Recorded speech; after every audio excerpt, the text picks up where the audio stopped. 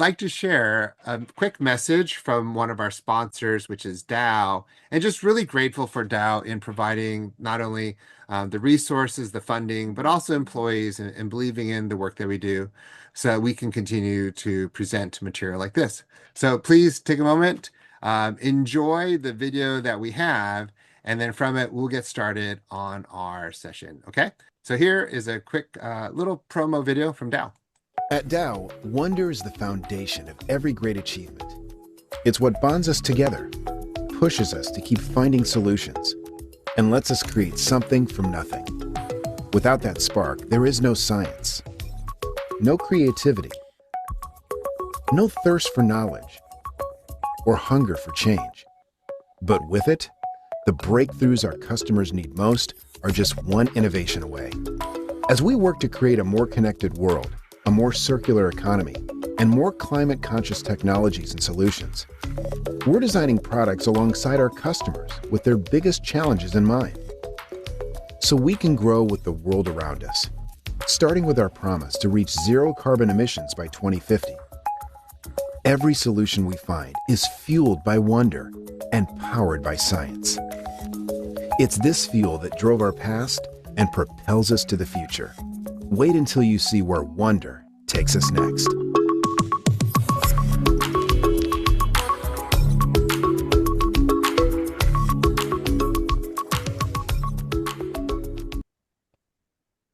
All right, thank you to Dow. Just a quick advertising. We've got our conference coming up. Hope to see each one of you. It will be happening on the last week of September, first week of October, from the 30th to the 2nd. And then we have a collegiate fair happening on the 3rd. And Christine is going to be joining us. She is one of the featured presenters. She's got an amazing workshop that's really designed for people that are looking to really become transformative and really build influence by helping to understand a little bit more about what makes them tick and how they operate so that they can work better with the people that they lead. But in this situation, Christine, we're doing a little bit more different. So why don't you share a little bit more about your title, yourself, and help kick us off? Sure thing. Thanks, Jim. I'm excited to be here with you all. Wanted to welcome everyone. Today's session is about something most leadership courses never explain. Most leadership development focuses on your behaviors, how to communicate, how to influence, delegate, how to stay calm. Yet many leaders already know these skills. So the real question is, why don't we use them when we need them the most? Today, we're going underneath behavior into the brain. My name is Christine Lee. I help leaders and organizations create lasting leadership behavior change through neuroscience-informed development, coaching, and practical leadership tools. I've had the privilege of coaching individuals from these various organizations to empower their understanding of their strengths and elevate their intentionality in how they lead others. These professionals have gone on to achieve greater impact and promotions that benefit both their organizations and their careers. Today's webinar is about why you keep repeating the same leadership patterns and how to rewire your response under pressure. We are in a leadership laboratory. Today isn't about learning more information. We're going to do that, but it's really about observing your own brain in real time. So our goal for today's session is threefold. One, we want you to identify one hidden leadership pattern that you have. Two, understand why it exists. And three, design one new response you can start practicing tomorrow. So let's get into it. Imagine with me that it's 4:30 on Thursday afternoon. You've had back-to-back meetings all day. Your inbox is overflowing. And a senior team member walks into your office and says, "We have a problem." Within seconds, your heart rate races. You interrupt. You become impatient. You take over. 20 minutes later, you walk away thinking, why did I do that again? Have you ever had one of those moments?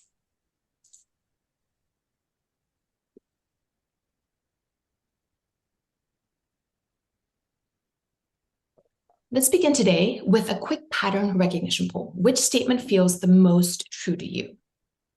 Now, your responses are anonymous. So go ahead, and Jim is going to launch the Mentimeter for us. This is to help gauge where you're coming from to make today as impactful as possible. So just take your phones, scan that QR code, and input your answer. Your participation will help us make sure we're heading in the right direction in terms of our discussion, and your answers are anonymous. So go ahead. And as soon as you input your answer, it will come up. It is a little smaller on the bottom, but hopefully you can read the pattern recognition poll. Can you see that? And I'll read it for us. Thank you. Thank you. So what is true of you? Sometimes you surprise yourself with how you react under pressure, or maybe you know exactly how you react, but you just struggle to change it. Or you might realize afterwards, oh, I should have handled that better. Or maybe, I don't think I have any leadership patterns. Where are we at here? Well, I see a lot of responses here. I mean, for me, I'm personally C. I usually realize afterwards I could have handled it better. Okay. And I am very comforted to know that I have six other people that also have the same tendency as me. Yeah, great. Thank you. And keep those responses coming, because I would love to see more of you participate so I know where to go with our discussion. But whether you chose the first, second, or third option, today's session is about answering one question. Why do intelligent, experienced leaders keep repeating the same pattern, even when they know better? So we could go back, thank you, to the next slide. Now, there is hope for us when it comes to, let's think the next one. Oh, I was going to Now control there, this slide or? yeah, because this is the Okay. Mentimeter that we already did. Yeah, thank you. So now there is hope for us in terms of when it comes to our leadership pattern. What is neuroplasticity, and how does it impact your leadership and behavior? This is about building new mind maps while considering the old. So neuroplasticity is the brain's capacity to change and form new mind maps, new thought behavior patterns throughout your life. So the more you practice an existing or new mind map, the stronger, thicker, denser that part of the brain becomes, right? The reverse is also true, that mind map can atrophy without use. So let's do a quick exercise together. I know some of you have just had lunch, so I want to wake you guys up. Put your two hands together, okay? And I want you to clasp your hands with fingers down like this, okay? Everyone comfortable? And thank you for those of you who are on camera, because I could see that you're tracking with me. I would love if more of you could join me, because I'd love to see you follow along. Okay, so you've got your hands clasped. Now I'm going to ask you to swap your thumbs out the other way. Put the other thumb on top. Okay. Now that feels uncomfortable, would you say? Yeah, it's like when I'm holding hands with my wife, we keep fighting because she likes it one way, I like it the other way. Exactly. So you swapped your thumbs, nothing dangerous happened, but the brain immediately says, oh, I don't like this, right? That's neuroplasticity in action. Changing habits feels kind of awkward before it feels natural. But the more you activate that neural connection, the thicker that connection becomes until it forms a new mind map.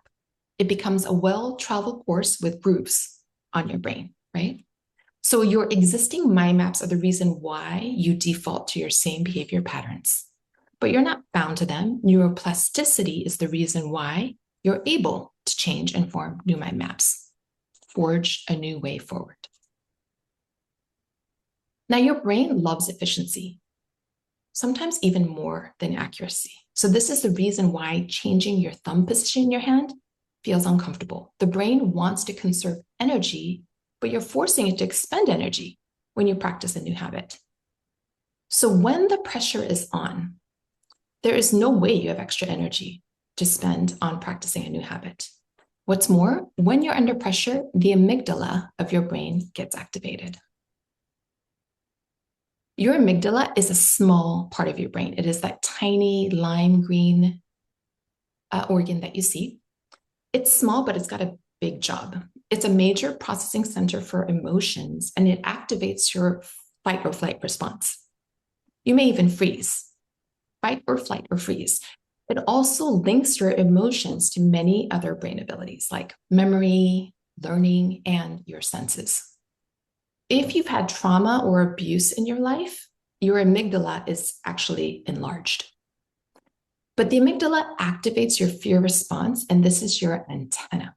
So when you're under pressure, the pressure could activate the amygdala and the memories of your past experiences, as well as your well-formed mind maps from past experiences.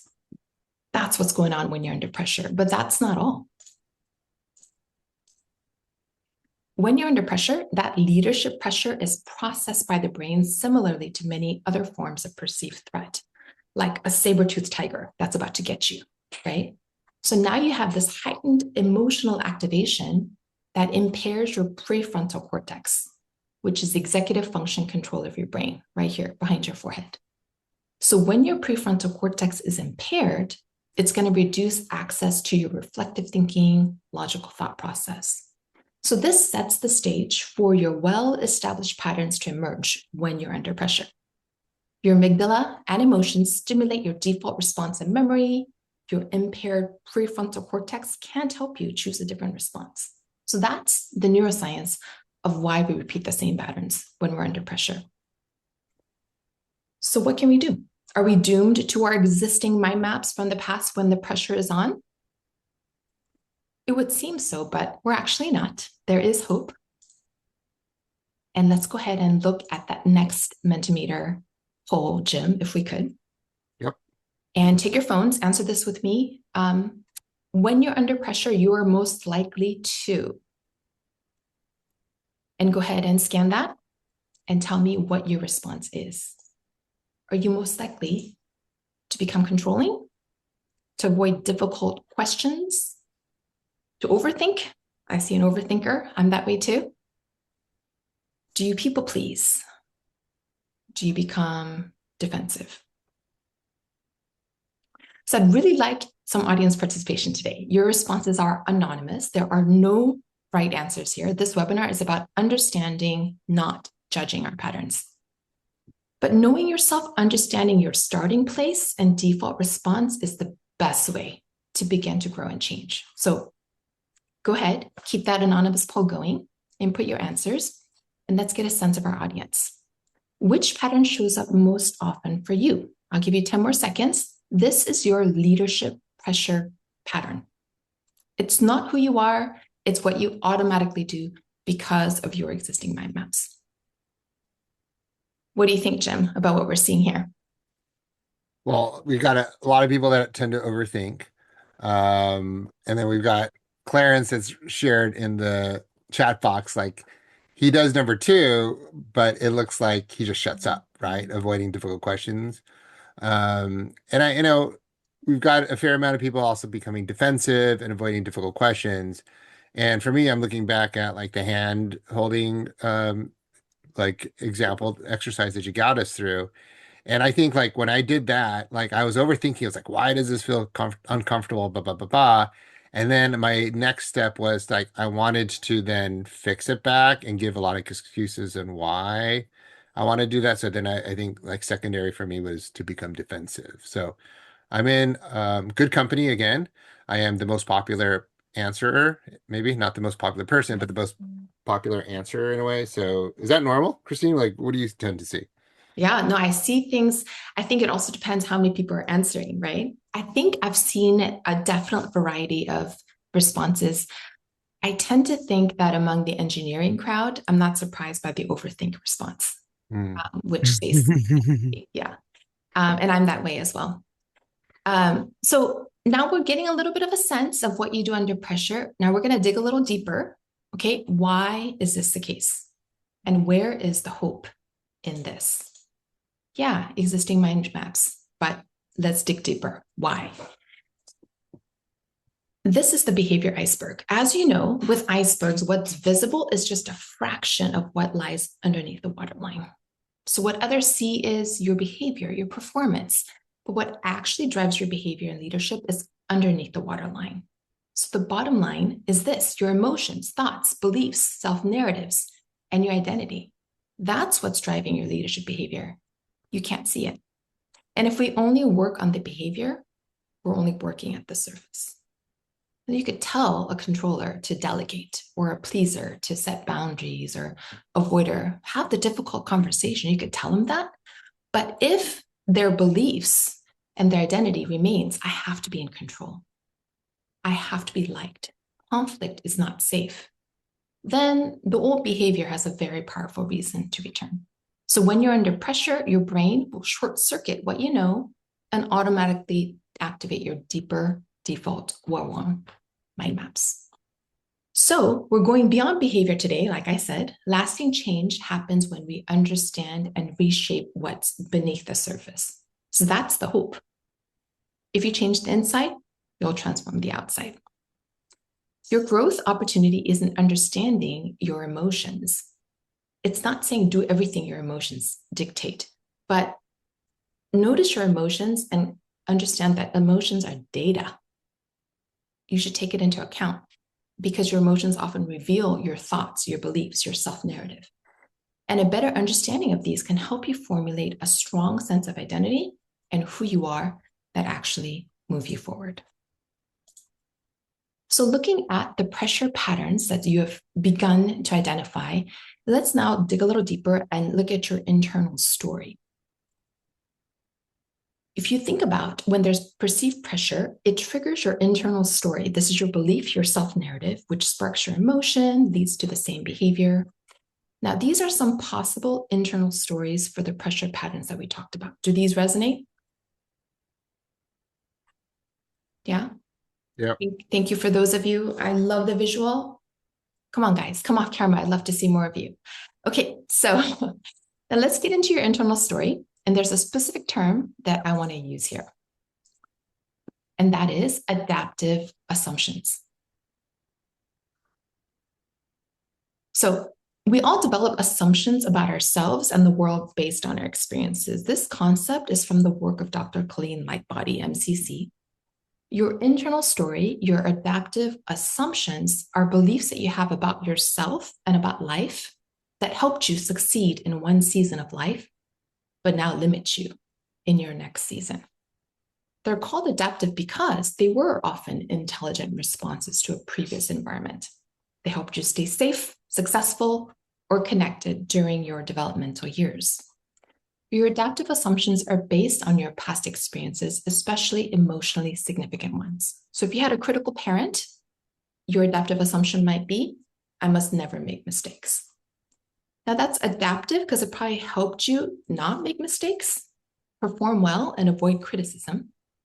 But now that assumption could be limiting you if you are crippled by perfectionism or headed toward burnout. Maybe emotionally unavailable parents. Your adaptive assumption is, I shouldn't need anyone. And this helped to protect you from disappointment, helped you be independent, but now limits you because you have difficulty trusting other people.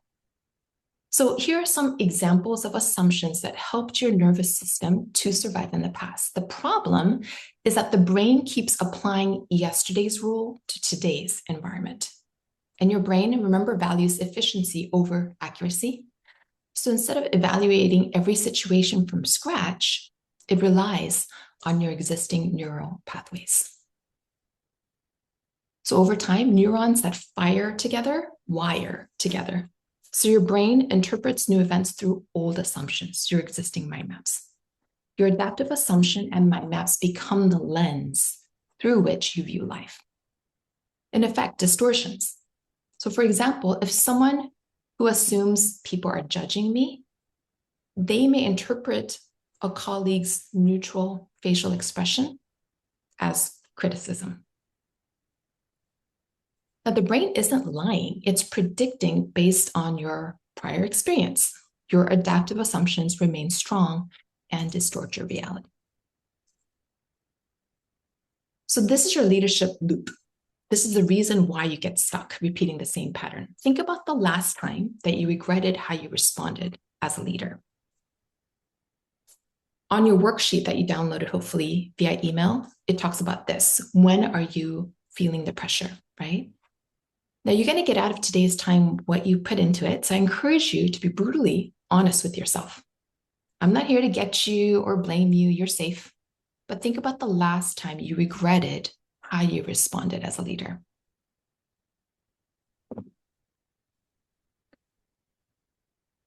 Do you have a situation in mind? Okay. Now, what emotion came first? And what story were you telling yourself? The pressure that you felt triggered your story and emotion, which led to your same behavior and outcome, which then in turn reinforced your internal story. The brain learns from repetition. So imagine if your pressure pattern is to show up as a controller, the trigger may be a team member makes a mistake. Number 2, your story. If I don't take over, this will fail. Number 3, your emotion. Anxiety, urgency. 4, behavior. You might micromanage. Outcome, the team becomes dependent on you. The reinforced story is, see, I really have to control everything. So that's the neuroscience of the pattern. Because under pressure, you don't rise to your best leadership training, you fall to your strongest neural pathway. Breaking this leadership loop requires your awareness and a new choice, which creates a new path.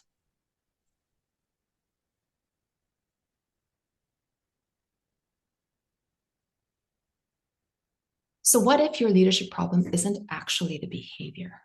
What if the behavior is a solution that your brain has learned? For example, the pleaser is not necessarily weak. Their brain may be trying to preserve belonging. Or someone who's a performer isn't necessarily ambitious for ambitious sake. Their brain may be trying to secure their worth through achievement. The controller isn't necessarily trying to control people. Their brain is trying to create certainty. So where do we go from here? Now we're beginning to understand the story behind the behavior, the beliefs and identity under the waterline of the behavior iceberg, right? What is the next step for us? So one way to condense some of the work that I do in one-on-one coaching sessions into a 1-hour webinar, this was a challenge. One solution I came up with was to take a look at your adaptive assumptions through the lens of a leadership mirror. So let's go ahead and do that now. We're going to spend the rest of our time today on how to rewire your response under pressure. Ready? So this is our leadership mirror today. This is similar to the last poll that you answered, right? Now, these are some leadership patterns that our brains default to when we perceive threat. We're not labeling you, but it helps to label your learned adaptive responses so that we can change them through awareness and practice. None of us is just one of these leaders, but under pressure, most of us tend to have one favorite neural circuit.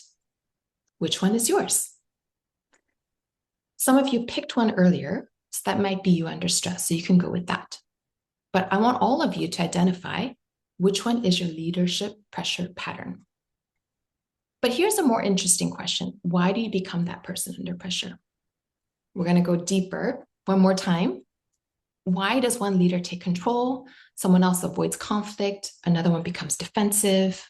Another one works harder and harder to prove themselves.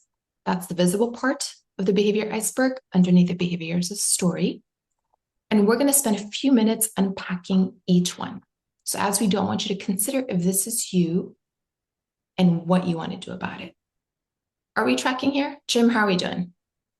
Yeah, I think so. We got a lot of comments in the chat box, and a lot of people are being vulnerable and engaging, sharing which one that they tend to be. So I'm seeing the controller, the avoider, the Love it. pleaser, the protector. We got them all except for the performer so far. Well, never fret. I'm the performer. So Okay, there you go. we have a mix here. Okay, great. So keep those comments coming. because we would love to track with what you're thinking. So we're going to go through each one of those briefly. If pressure, we're going to begin with the controller. Okay, so if pressure brings out the controller response in you, then these behaviors are what others see. Do these resonate? Right? Do you micromanage, take over, interrupt, correct? Your brain will receive uncertainty as a threat. It disappeared. There you go. And your brain's going to short circuit your good intentions. So this is the existing mind map of your adaptive assumption, right? When you're under pressure, though, this goes into overdrive. So what's a possible? Oops, sorry. Oh, Go ahead, go back. When I'm that's fine. accidentally took the mouse from you. Yeah. Okay. Yeah. Jim and I are both controlling. We're fighting for control. Okay. So what's a possible adaptive assumption that's driving this behavior? We went forwards. Okay, that's fine. Now I see what happened to the slides. So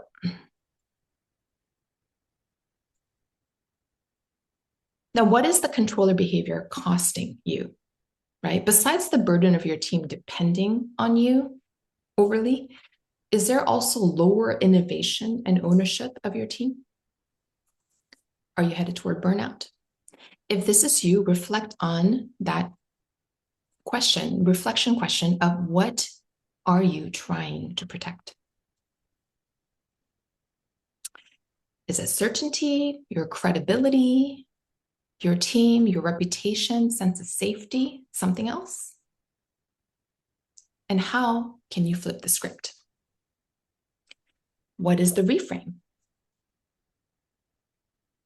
I can lead without taking over. That's one possible reframe. And finally, what's a new response and a new neural pathway that you want to practice instead? This is your rewiring. So Jim, if you could bring up the next Mentimeter screen. Sure. Go ahead and type in what new response you want to start practicing, okay? So how can you respond differently? Be as concrete as you can in how you can respond differently. This is your new neural pathway in the making. So think about it. If you identify as a controller, insight opens the door and practice builds the pathway. Now, would you say like some people may not identify this as their primary, but have sometimes tendencies to control? They could also engage and participate here. Would that be good? Absolutely. Okay. Absolutely. Yes. If this resonates with you, think about a different way that you can respond. This is awesome. So we have people who are taking a breath and listening, trusting, delegating, or saying no. Maybe pause before solving. Hey, what do you think? Instead of giving an answer, right? So jot down your responses here. We're going to come back to this later. So if this is you, jot down your responses. In the interest of time, we will move on. Thank you. That's very helpful. We'll keep those responses up for next round. Okay, I'm going to move on to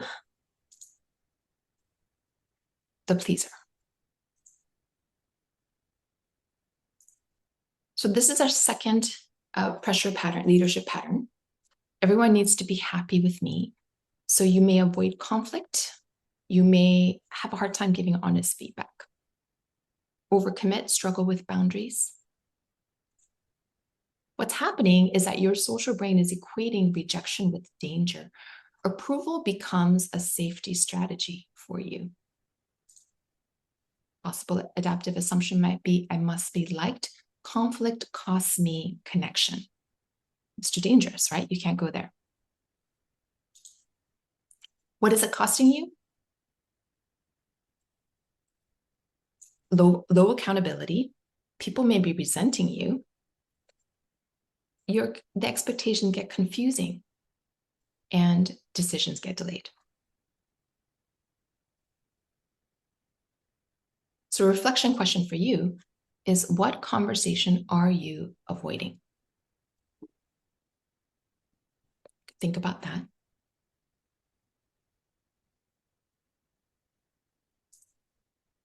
And a possible reframe, I can be honest and still maintain connection. That reframe contradicts your story, right? So another Mentimeter, can we get your responses if you resonate, the pleaser pattern resonates with you? How can you respond differently? And by the way, you responding on screen is part of what will move you towards rewiring your new response. So I encourage you to input your response to help you move forward in your rewiring. Your buy-in matters at this point. Do we have any brave pleasers who want to practice a new response?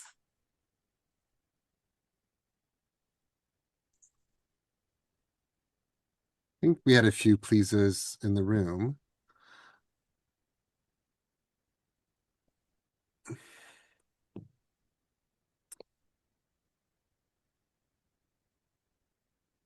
Protector. I like that.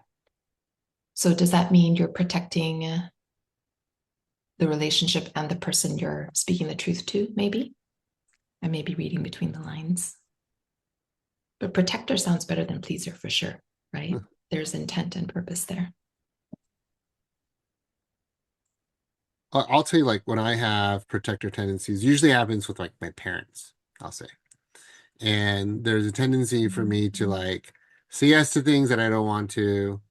And it's been really hard to sometimes shift away from it because I feel like I'm either being disrespectful or like I have to like, and then it puts more burden for me to carry to make that true. Mm. And sometimes I don't have capacity for it too, right? And so I think my new response has been like, I like to do my best, but here's what it's going to happen to me if I do so. And so I think my new response is sometimes like having to share the hard truth, which I think has been really hard for like it's hard, right? Because it's hard truth, but those are some Mm-hmm. of the things that I've been doing to and I see learning to say no, but actually not saying no, but like telling them why I'm leading to no. And then sometimes I found that they've been adaptive. Like they've like, oh, I didn't realize that. Like, well, what if we do this instead, kind of thing. So Yeah. Well, it's interesting because I think part of what you're saying, I know in another conversation you were talking about filial piety. yep. And within some of us, if you have that cultural background, that is literally how you're supposed to please your parents. Yeah. So it becomes a tough thing. And in the workplace, that could carry over if that's the way that you were kind of programmed or encouraged, or that's the way your mind maps function, is it can be hard to break out of it because it's so ingrained. But here are some helpful actions that some people are choosing to take. Courage, being fair, learning to say no, quality over quantity. Think, what if I say no? It's not that bad, right? Mm. See who else can help. These are great next steps to reframing. Okay, we're going to move on to the performer. And the performer, thank you. My value comes from achieving. So, what others see is you're constantly busy, you're competitive, you're driven. You can measure your self worth by your results. And so, frankly, you find it hard to rest. It's uncomfortable. So, what's happening is that achievement has become associated with safety, identity, or acceptance in your brain. And when you are successful, it temporarily activates the brain reward system, which just reinforces the pattern. A possible adaptive assumption might be I must prove myself. I'm only valuable when I achieve. Does this resonate with the performers out there?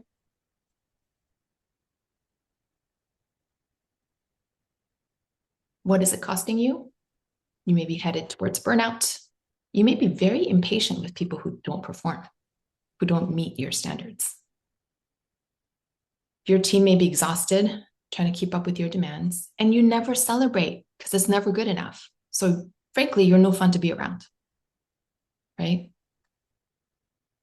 Preaching to the choir, I'm talking to myself. So, a reflection question for you is, if success disappeared tomorrow, who would you be?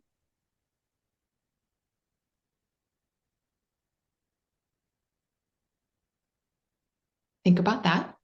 And a possible reframe: my value isn't something that I need to prove.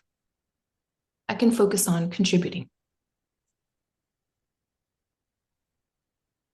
So let's see your responses. All you performers out there. Get our mentee meter back up again. Jim, thank you. Absolutely.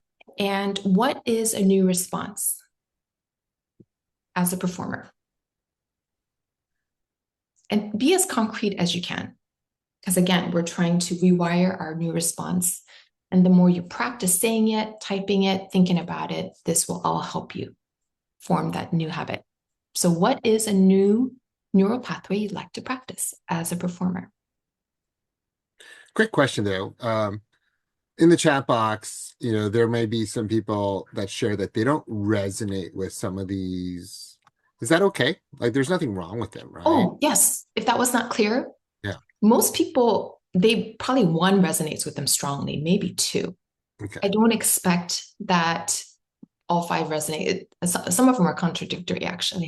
Yeah. So you probably have a top one, possibly two. So I would focus on those. Yeah.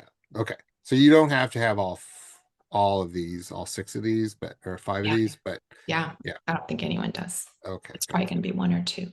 Kitty, you're a human.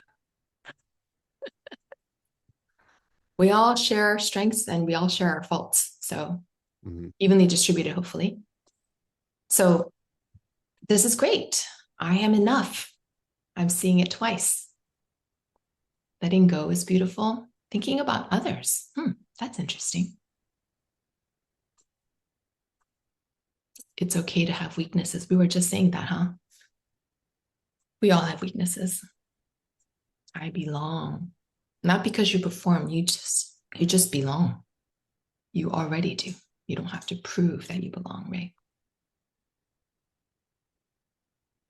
That's beautiful. That's right. No need to prove your worth right now. That's it. And be gracious to yourself. So we're practicing a new mind map. We're reframing. And the next step, we're going to get very concrete in what we're going to practice. But for now, let's move on. We have the fourth leadership pattern today is the avoider. Maybe this problem will disappear. You might be delaying decisions. You might just hope that things get better naturally. You might keep your conversations very vague. So, what's happening in the brain is that your avoidance provides immediate relief to the brain. And your brain actually mistakes that relief for resolution. It's not the case. You haven't resolved anything. So, a possible adaptive assumption might be conflict isn't safe. That's been your experience at some point in your life, right? And maybe it's safer not to act. Does that resonate?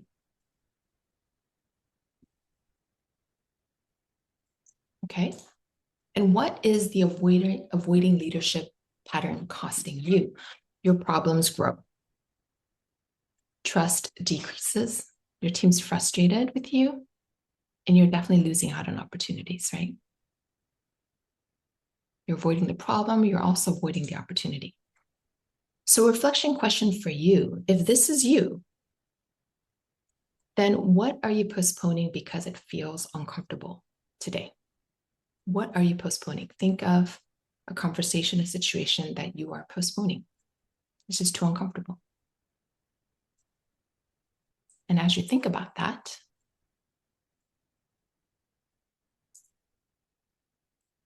how can we frame it? You could practice saying this out loud if you're on mute. I can tolerate discomfort and take the next right step. I can do that. You can do that.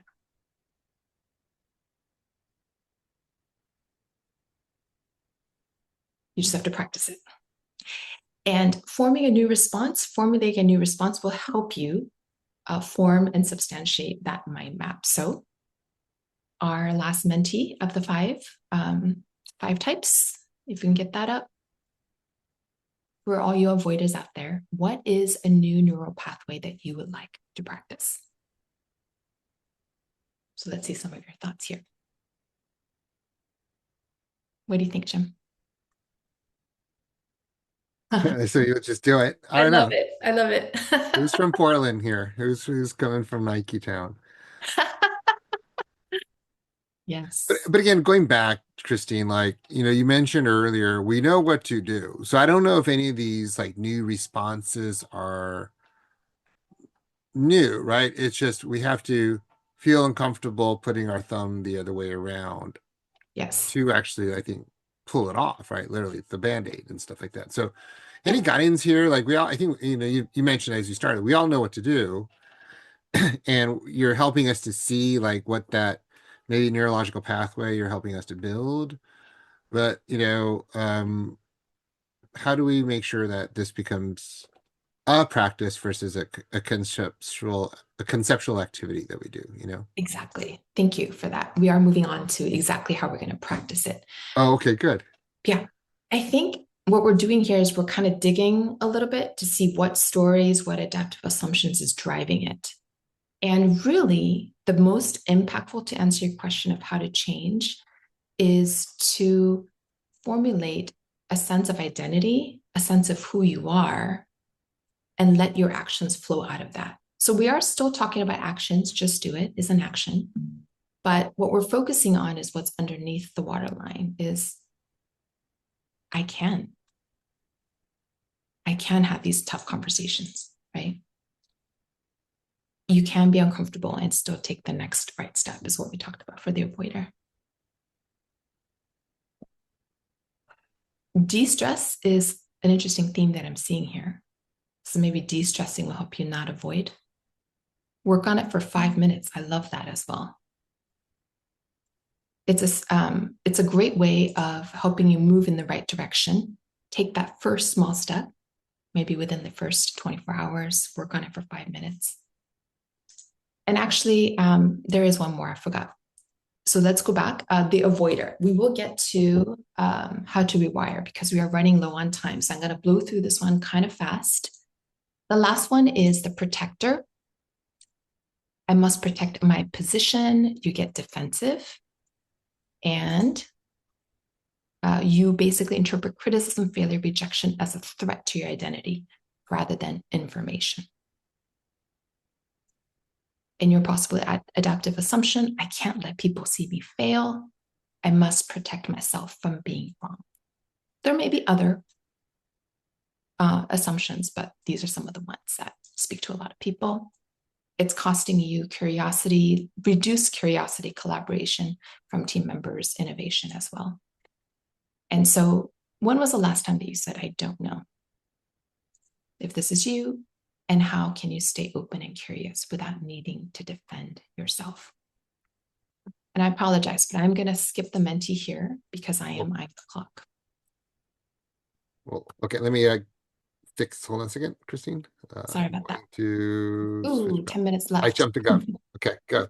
Yeah, this is great. I mean, I love the interaction and I love hearing where you're coming from. But so let's actually, so we're talking about reframe, and now we're going to settle on how to rewire um, your responses. Okay, so we're kind of hinting at new responses, and we're going to substantiate it a bit more. So I'm going to break it down to 3 steps. The fourth is implied. So knowing what your pressure pattern is, you have to notice, number one, notice the story, question your assumption, like we've been doing, and reframe.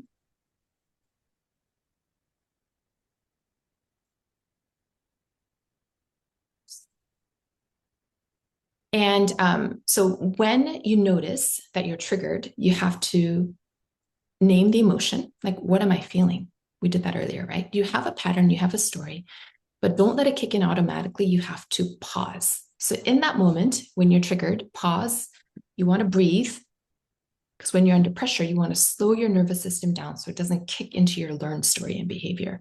You want to create space between the trigger and the response. So you're going to pause.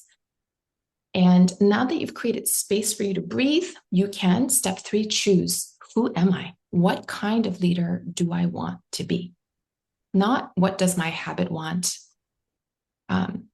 You can choose who you are in that moment.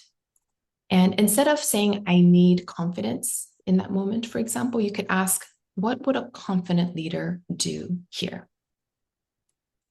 And then when you repeat one better response, many times it will become more automatic, strengthen your new neural pathway and mind map, right?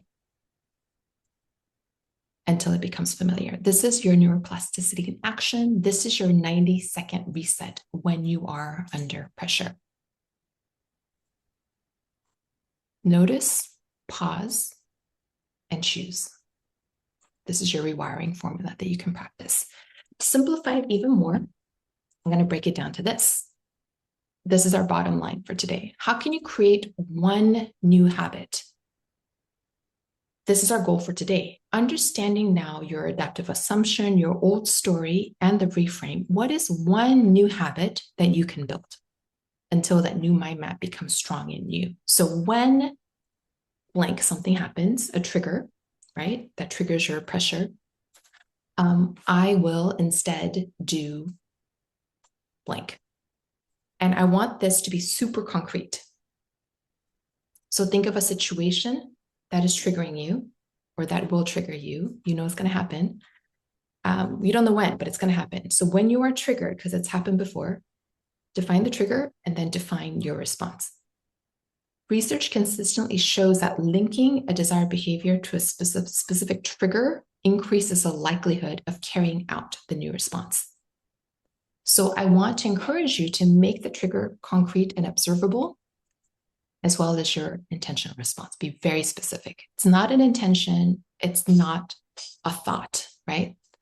The Mentimeter responses is kind of the reframe. This is a concrete action that reflects who you are becoming, who you are. It's an action that reinforces your chosen identity. Make sense? So think about that, a concrete trigger and a concrete response.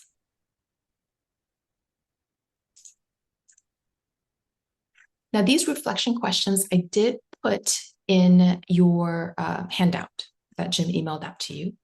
So please go back and revisit it. Share it with someone. We don't have time today, but go ahead and do a pair share of what you're gathering from today and share it with someone.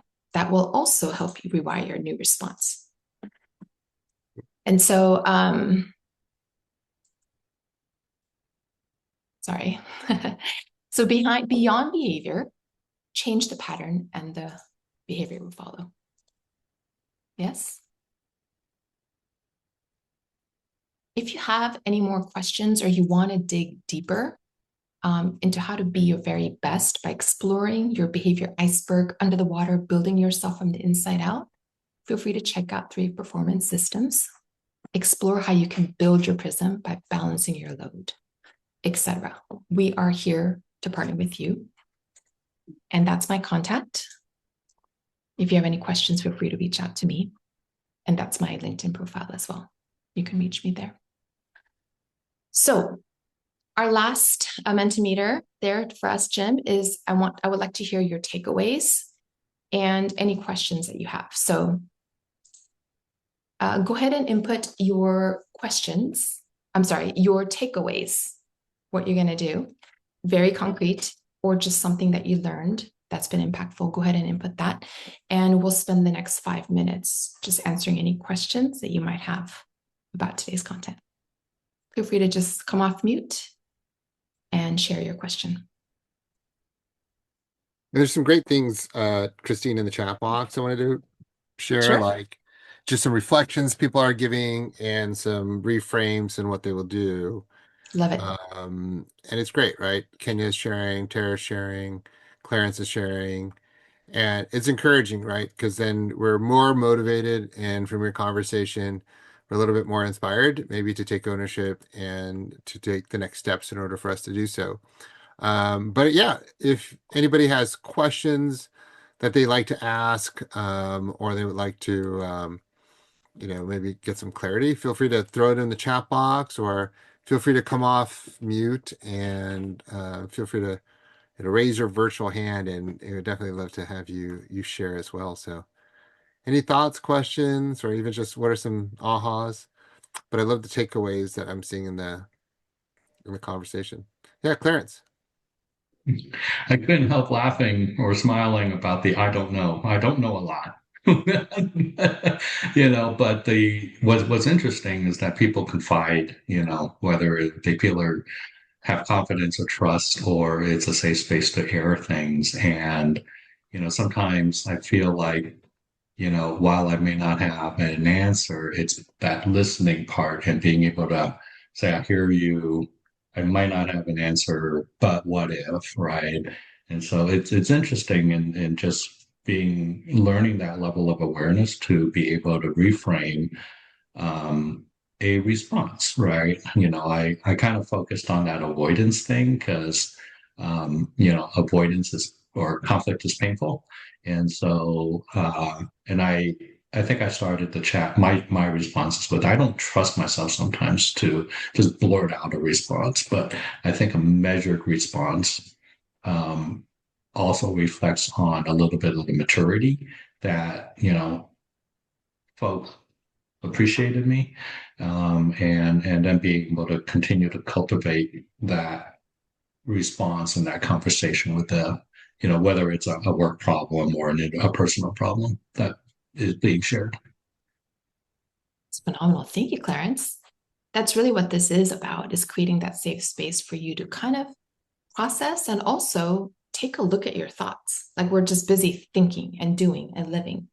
But if you could have a safe space to kind of remove yourself and observe your thoughts and observe your patterns and kind of be empowered to choose a different response. Like, I actually can. I have a choice. It feels like you don't, because we're on autopilot. But I love what some of your responses are saying. You can pause before reacting. You can apologize, experiment, be accountable, ask for help, identify. So depending on which of those leadership patterns resonated with you, what your takeaway is going to be very different. Yes, thought-provoking. Thank you, Clarence.